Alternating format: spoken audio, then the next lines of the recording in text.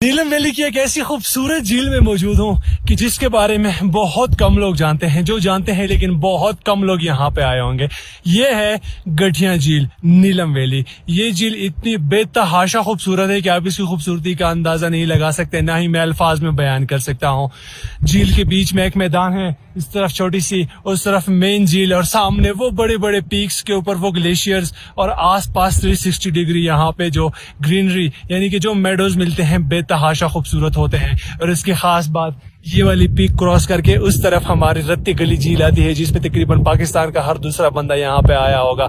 लेकिन इस झील तक पहुंचने के लिए रास्ता थोड़ा सा मुश्किल है। आप रत्ती गली झील से भी आ सकते हैं, आप नारायण वाली साइड से आते हुए नूरी टॉप से भी यहाँ तक आ सकते हैं। रत्ती झील के लिए ये वाला पास देखें, ये वाला पास करेंगे फिर आप इस झील पे पहुंच जाएंगे।